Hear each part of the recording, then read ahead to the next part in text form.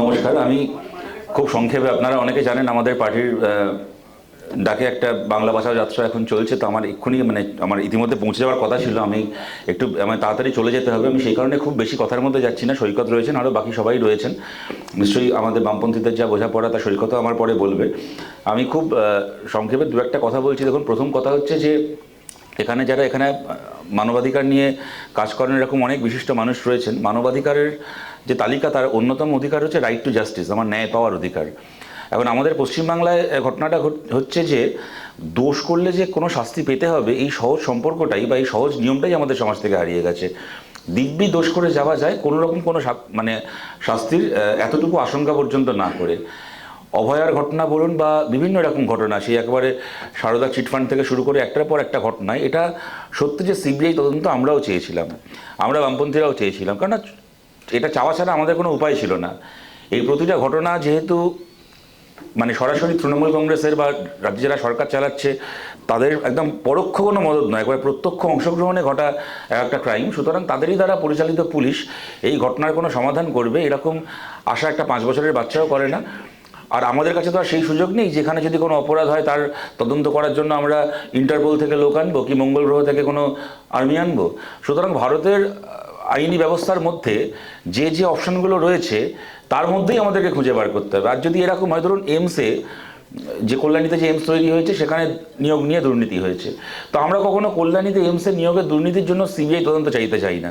কি কেন্দ্রের সরকার Pegasus software দিয়ে বেআইনিভাবে লোকের ফোনে আড়ি পাতার চেষ্টা করেছে, তার বিরুদ্ধে আমরা কখনো সিবিআইয়ের তদন্ত চাইতে চাইনি। তার কারণটা আমরা জানি যে ওটা সিবিআই যারা চালায় তারাই এই দুর্নীতিগুলো করেছে, অতএব সিবিআই সেখানে বিহিত করবে না। কিন্তু পশ্চিমবাংলায় যেহেতু খাতায় কলমে কেন্দ্রের বিজেপি এবং তৃণমূল এখনো অবধি খাতায় কলমে দুটো আলাদা দল, তাই আমাদের কাছে ওটাই একটা মাত্র অপশান ছিল যে সিবিআই তদন্ত চাইতে হবে আমাদেরকে, কেননা রাজ্যের পুলিশ অপরাধীদেরকে ধরবে না। শুধুমাত্র অভয়ার একটা ঘটনা বলে নয়, একেবারে সারদা থেকে শুরু করে, সারদা, নারদা, গরু পাচার, বালি পাচার থেকে শুরু করে, চাকরি বিক্রি থেকে শুরু করে, পোস্টপোল ভায়োলেন্স থেকে শুরু করে আরজি করের ঘটনা। দেখুন, একটা কোনো ঘটনা কেউ তদন্ত করলো, দুটো ঘটনা তদন্ত করলো, তার কোনো সফল হলো না তদন্তে, সেটা হতে পারে, কিন্তু A to Z একটা ঘটনাতেও কেউ কোনোদিন সফল হবে না একটা এজেন্সি।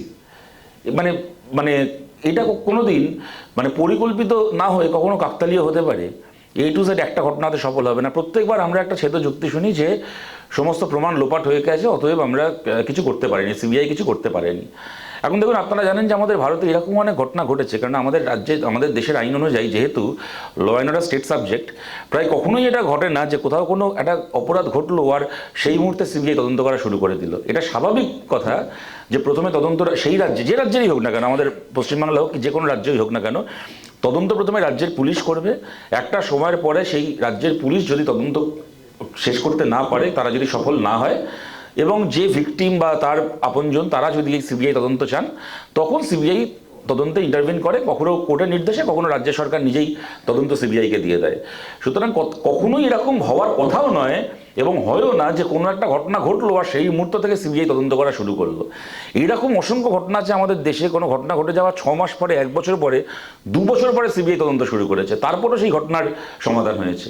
আর আরজি করের ঘটনায় 96 ঘন্টার মধ্যে সিবিআই তদন্ত শুরু করে দিয়েছিল। 96 ঘন্টার মধ্যে। আপনি স্বাধীন ভারতের ইতিহাসে এরকম ঘটনা খুব কম পাবেন যেখানে একটা অপরাধ ঘটার এই 96 ঘন্টার মধ্যে সিবিআই তদন্ত শুরু করে দেয়। একটা হিয়ারিংয়ে দুপুরবেলা জাজের টেবিলে মামলাটা উঠলো, বিকেলবেলা জাজ রায় দিলেন সিবিআই তদন্তের। একটা কোনো সেকেন্ড হিয়ারিংও হয়নি। তারপরও সেই ঘটনার আসল অপরাধীদেরকে ধরা গেল না। ধরতে চাইলে ধরা যেত, ধরতে চাইনি তাই ধরা যায়নি। এই যে প্রমাণ লোপাট করে দেওয়ার কথা হয়, আমি ধরে নিচ্ছি সারদা, নারদা থেকে শুরু করে সব ঘটনার প্রমাণ লোপাট হয়ে গেছে, এমনকি আরজি করেরও প্রমাণ লোপাট হয়ে গেছে। বলুন তো, আচ্ছা, নারদার ঘটনার কি প্রমাণ লোপাট হয়েছে? নারদার তো ঘটনার একমাত্র প্রমাণ হচ্ছে বিজেপিতে এখন কিছু লোক আছে, কিছু লোক তৃণমূলে রয়ে গেছে, তাদের ক্যামেরার সামনে টাকা খাওয়ার ভিডিও। তো সেই ভিডিও তো লোপাট হয়নি, একমাত্র বিজেপির ইউটিউব চ্যানেল থেকে লোপাট হয়েছে, আর কোনো জায়গা থেকে তো সেই ভিডিও লোপাট হয়নি। নারদার তো সেই ভিডিওগুলো অ্যাভেলেবেল। তা সত্ত্বে নারদার ঘটনারও কোনো তদন্ত শেষ হলো না। শেষ হওয়ার ওরা চায়নি তদন্ত শেষ হোক, কেউ শাস্তি পাক, তদন্ত শেষ হয়নি। আমি ধরুন নজরুল সাহেবের বলার সময় একটা ঘটনা উনি রেফার করলেন, পোস্টপোল ভায়োলেন্স। দেখুন, 2021-এর বিধানসভা ভোটের পরে যে ভোট পরবর্তী সন্ত্রাস হয়েছিল, আমি যে দল করি কি সৈকত যে দল করে, আমাদের দলের কর্মী সমর্থক তারাও আক্রান্ত হয়েছেন। কিন্তু আমার এটা বলতে কোনো দ্বিধা নেই যে 2021-এর ভোটে যেহেতু আমরা কোনো আসন জিতিনি এবং বিজেপি একমাত্র রাজনৈতিক মানে যাকে বলে বিরোধী দল হলো পশ্চিমবাংলার। সুতরাং 2011-এর পরে কি 14 লোকসভা ভোটের পরে কি 16 বিধানসভা ভোটের পরে যে আক্রমণটা আমাদেরকে যার সামনে পড়তে হয়েছিল, 2021-এ অনেক ক্ষেত্রেই দেখা গেছে যে আমাদের থেকে বেশি বিজেপি কিছু জায়গায় আক্রান্ত হয়েছে, বিজেপির কর্মী সমর্থকরা আক্রান্ত হয়েছে, খুন হয়েছে। এটা সত্যি কথা, এটার অস্বীকার করার কোনো জায়গা নেই। মানে এটা, এবং সেটাই হয়তো স্বাভাবিক ছিল যে যে প্রধান চ্যালেঞ্জার হিসেবে সামনে চলে আসবে তার উপরই আক্রমণটা বেশি হবে, এটাই হয়ে থাকে। এবং ঘটনাটা হচ্ছে, আমি ধরে নিচ্ছি সারদার ভিকটিম হচ্ছে সারদার যারা অমানতকারী কি কিছু এজেন্ট, চাকরির চুরির ভিকটিম হচ্ছে যারা চাকরির পরীক্ষায় বসেছেন তারা, কি so on and so fourth এরকম বলে যেতে পারি। কিন্তু পোস্ট পোল ভায়োলেন্সের ঘটনার তো ভিকটিম হচ্ছে তোমার নিজের দলের লোক। তুমি বরুণ বিশ্বাসের দিদিকে তুমি জাস্টিস দাওনি, মানে রাজ্য সরকার দেয়নি। তুমি আরজি করের ঘটনার সমাধান করনি, অভয়ের বাবা মা সেখানে চোখের জল ফেলছেন কিন্তু সেই ঘটনার কোনো বিচার হয়নি। যারা চাকরি প্রার্থী তাদেরকে তুমি জাস্টিস দাওনি, যারা সারদার অমানতকারী তাদেরকে জাস্টিস দাওনি। সব বুঝলাম, এখানে তোমার নিজের দলের লোকের প্রাণ চলে গেছে, তোমার নিজের দলের লোককে পর্যন্ত জাস্টিস দিলে না। বোঝাপড়ার এমন মহিমা। সুতরাং এই বোঝাপড়া যদি পারসিস্ট করে সমাজে, যদি এই বোঝাপড়া যদি আমাদের রাজনৈতিক ব্যবস্থার মধ্যে একটা স্থায়িত্ব পেয়ে যায়, তাহলে সত্যি সমাধান তো আর যে পথেই হোক না কেন এই পথে হবে না। এবং দেখুন, এইটা যারা মোটামুটি আরএসএস সম্পর্কে যাদের মোটামুটি ধারণা আছে তারা খুব ভালো করে এটা আন্দাজ করতে পারবেন। শুরুতে অম্বিকা স্যার আজকের প্রস্তাবনাটা রাখার সময় উল্লেখ করছিলেন, বা তারপরে যখন তপনসদা বলছিলেন যে একটার পর একটা বিলে রাজ্যের সরকার, আমাদের যারা তৃণমূল তাদের যারা এমপি আছেন পার্লামেন্টে বিজেপিকে সমর্থন করেছে। সে তো করেছে, সে তার রাজনৈতিক দিক গেল। আমি তার বাইরেও আপনাদেরকে ভেবে দেখার জন্য অনুরোধ করব, আরএসএস সম্পর্কে একটু আধটু যাদের ধারণা আছে তারা জানে আরএসএস এমন একটা সংগঠন যারা আপনার রাজনীতিকে নিয়ন্ত্রণ করতে চায় না, যারা সমাজের উপর নিয়ন্ত্রণ কায়েম করতে চায়। কথাটা আমি এই কারণে বলছি, আজকে মনে করুন বোঝাপড়া খালি এইটা নয় যে আমি তোমার ভাইপোকে বাঁচাবো তার বদলে তুমি আমার বিলগুলোকে পাস করে দেবে। হয়তো তৃণমূলের কিছু মদত ছাড়াও হয়তো কিছু বিল পাস হয়ে যেত, হয়তো সেটা অতটা অসম্ভব ছিল না। কিন্তু পশ্চিমবাংলায় তৃণমূল কংগ্রেস থাকার ফলে রাজনীতি ছেড়ে দিন, যে সামাজিক নিয়ন্ত্রণ বাংলার সমাজের ওপর আরএসএস কায়েম করতে পারছে, তার স্বাধীনতার আগে কোনো দিন পারেনি, স্বাধীনতার পরে কোনো দিন পারেনি। পশ্চিমবাংলা কংগ্রেস শাসন দেখেছে, পশ্চিমবাংলা এত বছরের বামপন্থী শাসন দেখেছে, কোনোদিন পশ্চিমবাংলায় আরএসএস এই সামাজিক নিয়ন্ত্রণ কায়েম করতে পারেনি যে সামাজিক নিয়ন্ত্রণ আজ কায়েম করতে পারছে। আজকে শিক্ষক নিয়োগ হচ্ছে না, মানে সমস্যাটা খালি এইটা নয় যে কিছু ছেলে মেয়ে চাকরি পাচ্ছে না, কিছু ছেলে মেয়ে স্কুলে পড়তে গিয়ে অযোগ্য শিক্ষকদের কাছে পড়ছে। তার থেকে বড় এর প্যারাডাইমটা হচ্ছে জেলায় জেলায়, গ্রামে গ্রামে, মফস্বলে মফস্বলে সরকারি স্কুলগুলো বন্ধ হয়ে যাচ্ছে, তার ঠিক পাশের জমিতে আরএসএস এর শাখা খুলছে। এই সরস্বতী বিদ্যা মন্দির, দয়ানন্দ আর্য সমাজের বিদ্যা মন্দির, এই সমিতি সেই সমিতি করে, মানে একেবারে সেখানে হচ্ছে সরকারি স্কুল এডুকেশন সিস্টেমটা রিপ্লেসড হয়ে যাচ্ছে বাই আরএসএস লেড ওদের ওই শাখার ওই এডুকেশন সিস্টেম। ছোট ছোট আমার আপনার বাড়ির ছোট ছোট বাচ্চারা সেখানে পড়তে যাচ্ছে। সরকারি স্কুলে পড়তে গেলে ক্লাসে শিক্ষক নেই, তার মিড ডে মিলে চালে কাকড় ডালে আসলা, পাশেই একটা আরএসএস এর স্কুল খুলছে, কোথাও বলা নেই ওটা আরএসএস স্কুল, কিন্তু আরএসএস পরিচালিত। সেখানে জয় শ্রীরাম বলে সকালবেলা হচ্ছে ক্লাস শুরু হবে, দুপুরবেলা খাকি হাফ প্যান্ট পরে পিটি করতে হবে, এবং ছোট ছোট বাচ্চাগুলোকে ভালো দুপুরে ভালো খাওয়া দাওয়া হবে, মানে নিরামিষ হবে কিন্তু পনির ফনির থেকে শুরু করে রাজমাছের থেকে শুরু করে ভালো ভালো পুষ্টিকর খাবার দাবার দেওয়া হবে, যেটা কিনা গ্রামে মফস্বলের অনেক গরিব পরিবারের বাবা মার কাছে একটা কারণ বাচ্চাকে স্কুলে পাঠানোর। এবং ছোটবেলা থেকে বাচ্চাদের একবারে মাথার মধ্যে ঢুকিয়ে দেওয়া হবে যে ভারত হচ্ছে একটা হিন্দু রাষ্ট্র, এখানে গরু তোমার মা, ছাগল তোমার মাসিমা, মুরগি তোমার পিসিমা, খালি অন্য ধর্মের মানুষ তোমার তিন কুলে কেউ না। আমি বলছি এই যে সমাজের ওপর যে নিয়ন্ত্রণটা কায়েম হয়ে যাচ্ছে, এইটা হচ্ছে এমন একটা বোঝাপড়া। আমি এখানে বিজেপিকে কি আরএসএসকে দোষ দিচ্ছি না, তারাও একটা লক্ষ্য নিয়ে রাজনীতি করে, আমি তার লক্ষ্যের সাথে একমত হই কি না হই, তাদের একটা লক্ষ্য আছে। কেন তারা ওই ফালতু একটা অভিষেক ব্যানার্জি আর এই মদন মিত্রকে ছেড়ে রাখার বিনিময়ে যদি তাদের এত মানে 100 বছর ধরে যে কাজ তারা বাংলায় করতে পারেনি তা যদি কাজ তারা করতে পারে 100 বছর অপেক্ষার পরে, তাহলে তারা সেই সুযোগ নেবে নাই বা কেন? তারা সেই সুযোগ নিচ্ছে। এবং আপনাদের বলছি, ধরুন দিলীপ ঘোষের একটা কথা আপনাদের মনে করায়, যখন এই জগন্নাথ মন্দিরের উদ্বোধন হলো তখন দিলীপ ঘোষ গেছিলেন, অনেক বিতর্ক হলো, তারপর উনি একটা খুব গুরুত্বপূর্ণ কথা বলেছিলেন সাংবাদিকদেরকে। বলেছিলেন যে শেষ পর্যন্ত কি হলো, শেষ পর্যন্ত আমরা কিন্তু মমতা ব্যানার্জিকে মন্দিরের রাজনীতিতে টেনে আনলাম, শেষ পর্যন্ত কিন্তু পশ্চিমবাংলায় জিততে ওনাকে মন্দির করতে হলো। সুতরাং আমি এইটাই বলছি, এতে বিজেপির কতটা ক্ষতি হলো, কার কতটা লাভ হলো সেটা বড় কথা নয়। বড় কথা হচ্ছে আরএসএস এর তো এইটাই দর্শন যে ভাই তুমি শাসক হও, তুমি বিরোধী হও, যেই হও না কেন, আমাদের যে হিন্দু রাষ্ট্রের যে দর্শন আছে যে হিন্দি হচ্ছে ভারতের একমাত্র ভাষা, হিন্দু হচ্ছে ভারতের একমাত্র সভ্যতা, রাম হচ্ছে একমাত্র দেবতা, তো আমার এই দর্শনটাকে তুমি মেনে নাও, মেনে নিয়ে এবার কেউ সিপিএম করবে, কেউ কংগ্রেস করবে, কেউ তৃণমূল করবে, কেউ বিজেপি করবে, আমাদের কিছু যায় আসে না।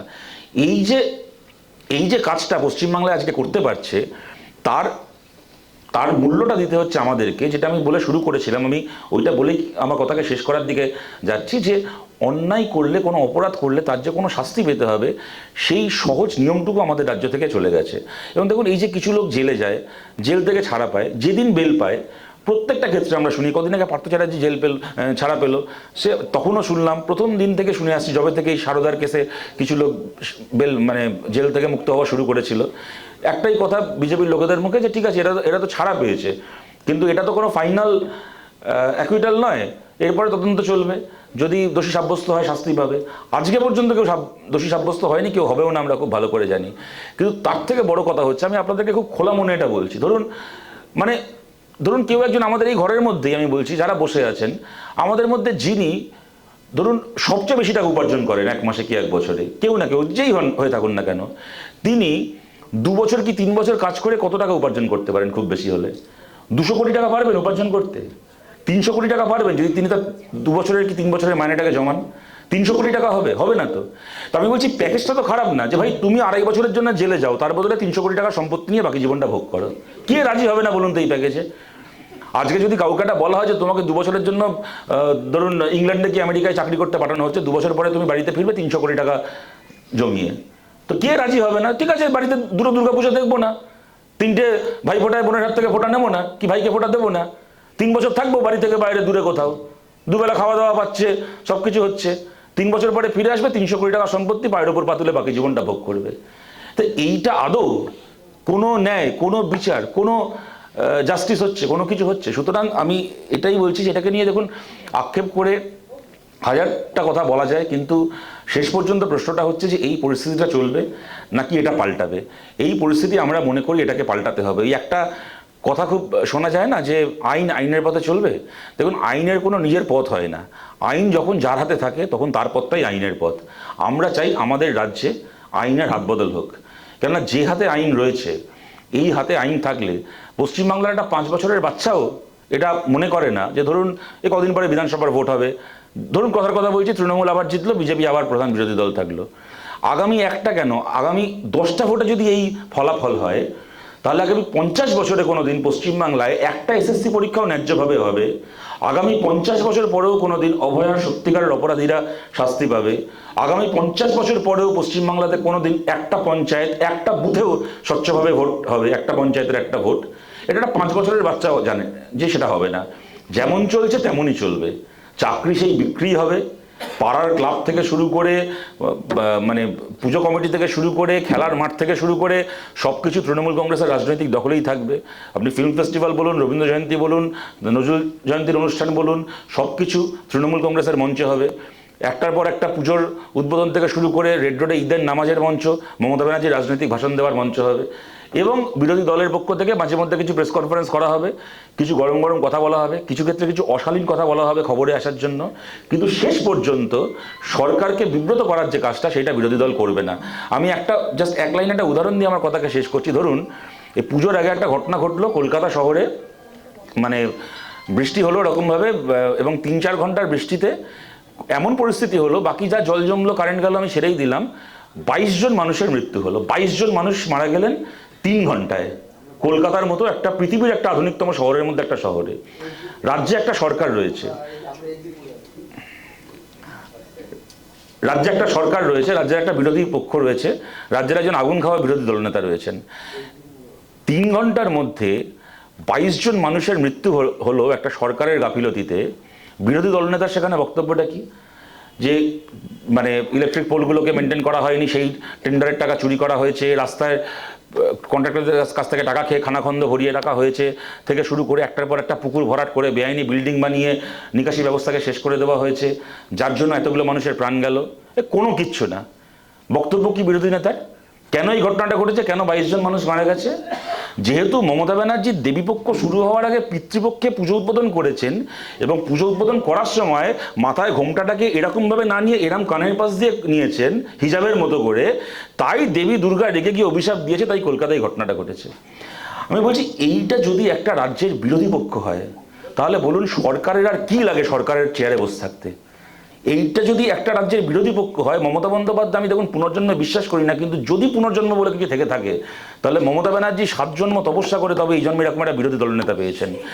এই যদি বিরোধী দলের ভূমিকা হয় তাহলে পরিবর্তনটা আসবে কোন পথে? তাই আমরা মনে করি সত্যি সত্যি নাগরিক সমাজ আজকে যে উদ্যোগটা নিয়েছেন, এখনও জর্দা এসে পৌঁছননি, কিন্তু আমি শুনছিলাম কিছুদিন আগে ওনার একটা ইন্টারভিউতে উনি বলছিলেন যে নাগরিক সমাজের এগিয়ে এসে একটা তৃতীয় বিকল্প মঞ্চ তৈরি করতে হবে, একটা তৃতীয় বিকল্প কণ্ঠস্বরকে রাজনীতিতে প্রতিষ্ঠিত করতে হবে বাংলার রাজনীতিতে নতুন করে। আমাদের পার্টির পক্ষ থেকে আমরা মনে করি যে সেটা করা দরকার এবং নাগরিক সমাজের এখানে সত্যি একটা বিরাট ভূমিকা রয়েছে। দেখুন আমরা আমাদের পার্টির জায়গা থেকে কখনো এটা মনে করি না যে সমস্ত ভালো লোক শুধুমাত্র আমাদের পার্টিতেই আছেন।